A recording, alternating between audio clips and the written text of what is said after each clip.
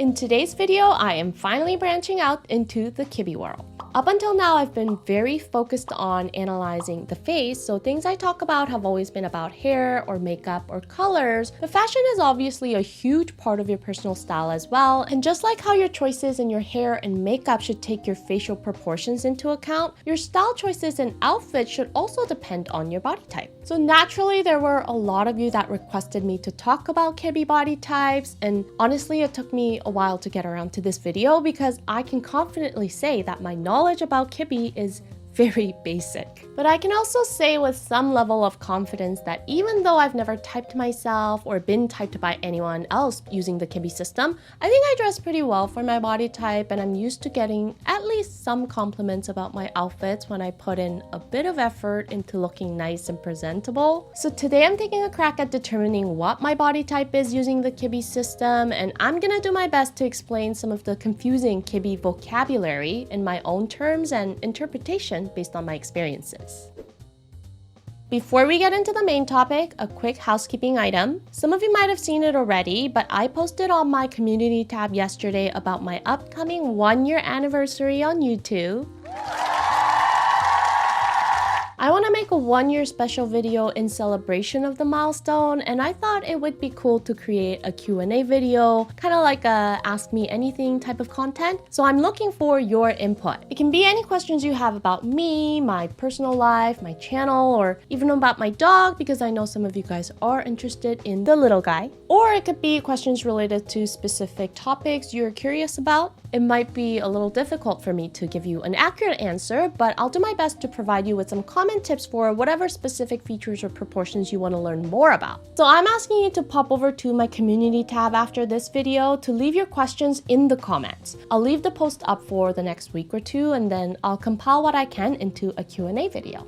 Okay, now back to talking about Kibbe. To be honest, when I first came across the Kibbe body types a few years ago, I was very quick to brush it off because I never got past the whole height limit and exceptions part. I mean, for someone like me who is quite short, when you first encounter the Kibbe system, you'll probably come across charts like these that sort of give you a general direction of where you're likely to fall based on your height. And obviously, looking solely at your height is not the correct way of figuring out your image ID. I know that. But when you have such limited knowledge and you're just starting to learn, these kinds of charts that attempt to simplify the concepts is what you'd be drawn to because you need some sort of a baseline to start your process of elimination. At least that was the case for me. And I'm 5'3", so my first instinct was to look at where my height would likely fall, and at 5'3", where I can fit into this chart is very limited. Usually your first assumption is that you are the norm and not the exception. So if I'm not the exception, then at my height, I can really only either be a gamine or a romantic,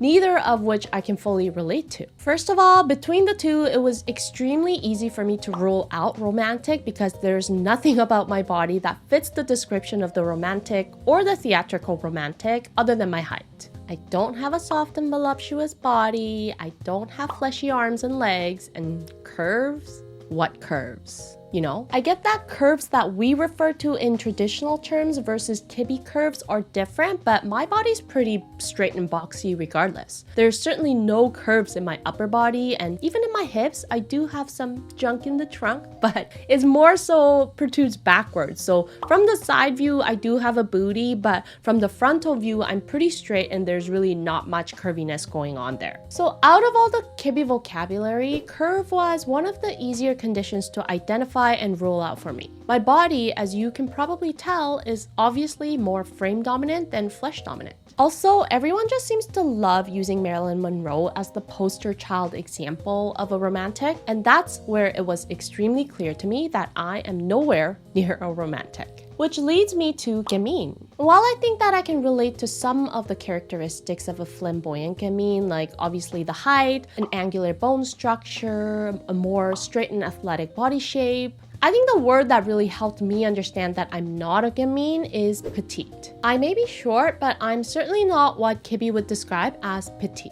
Petite in Kibbe's definition means small in size overall, short bones, or narrow, and I'm really none of those. And there's two reasons why I can say this with confidence. First of all, I guess I'm lucky in that both my mom and my best friend are of similar height to me. My mom is slightly shorter than me, and my best friend and I were almost identical in height. And some people automatically assume that you're petite when you're my height. But compared to both my mom and my friend, I actually have a pretty big frame. So I've never really been able to share clothes with either of them because we're just built differently.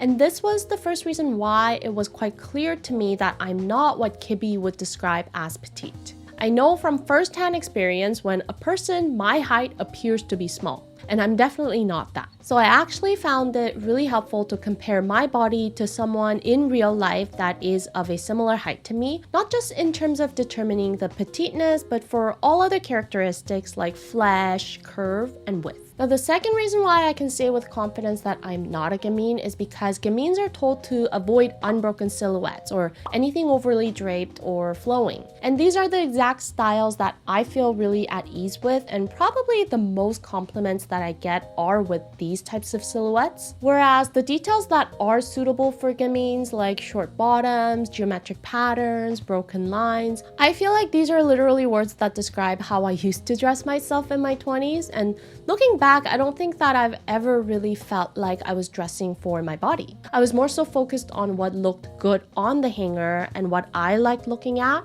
rather than looking at how these clothes fit me. So then, if I'm rolling out any image IDs with either curve, and that obviously includes double curve, as well as petite, I'm really eliminating more than half of the image IDs, and I'm only left with dramatic, flamboyant natural, and dramatic classic. And all these image IDs have vertical, which actually was the concept that I found to be the most challenging to understand, because there's so many variations on the definition of the term. Some people say that it's about how tall you look, others say that you automatically have vertical if you're a certain height and over. Some people also say that it has to do with the size of your head because that determines how tall you actually appear. But I think the most technical explanation that I found was that it's about the silhouette from your shoulder to your knees and how long or straight the silhouette appears. And that just makes the most sense in my head because Kibbe is all about how the fabric drapes over the body, so the silhouette should obviously be a big consideration in defining different image IDs. And I think that the word straight is really important here because it can also be the lack of curves that creates a straighter line, which can be defined as vertical. So for someone like me who is short and elongation is not all that obvious, lack of curves can create straightness in our silhouettes, in my opinion. I mean,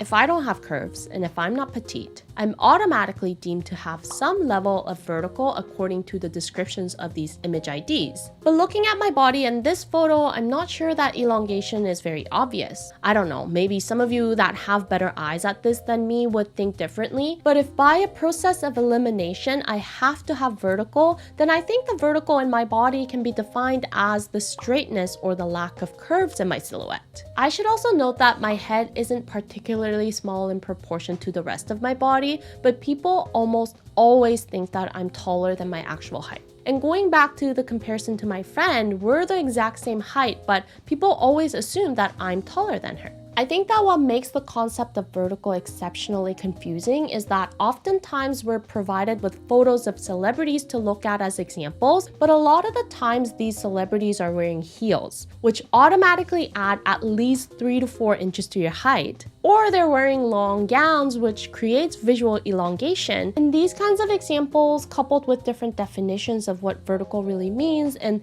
there being a lot of focus around how tall you appear compared to your actual height, I think it just kind of leaves us scratching our head a bit when we look at these examples. I definitely felt like even some of these examples of celebrities that are not supposed to have vertical, their bodies look pretty elongated in certain outfits. So the term vertical was something that was difficult for me to grasp, but I think I'm starting to get it. Which brings me to the last term that a lot of people also seem to be really confused about, which is width. I said earlier that curve was one of the easier concepts for me to understand, and width was another concept that I found easy because I very obviously have it.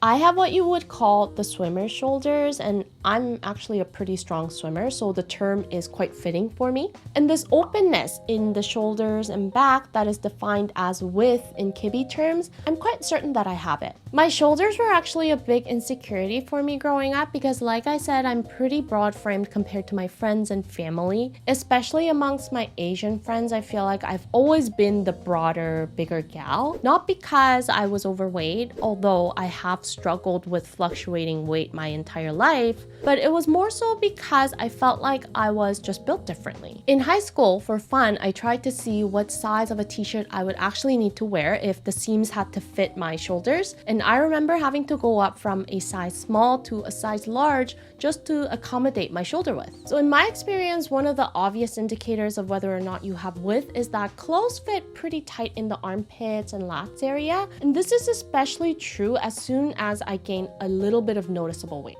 And I think it's caused by the extra weight that gets added to my already broad shoulders and upper back, and I've actually ripped through some tight clothing in my lats area before. So what Kibbe describes as width, I think it's pretty obvious that I have it, which would mean that I am a flamboyant natural. After landing on the flamboyant natural, I scrolled through a lot of outfit tips and ideas for flamboyant naturals, and I actually cannot agree more with these tips. Everything I own now is pretty much bold and unconstructed, relaxed, oversized. I love menswear like oversized button-downs and blazers, long flowy pants and dresses. Like I said at the beginning, I feel like I dress pretty well for my body type. I mean, after over a decade of endless trials and errors, finally in the last couple of years, I really felt like I've honed my style and figured out what works for my body. So I was actually really glad to land on Flamboyant Natural as my image ID because I totally resonate with it, and I'm incorporating a lot of these rules in my wardrobe already. Now, some of you might be thinking, well, if you first figured out that you had width, then you would have known that you were one of the naturals and you would have only had to decide between flamboyant and soft natural IDs.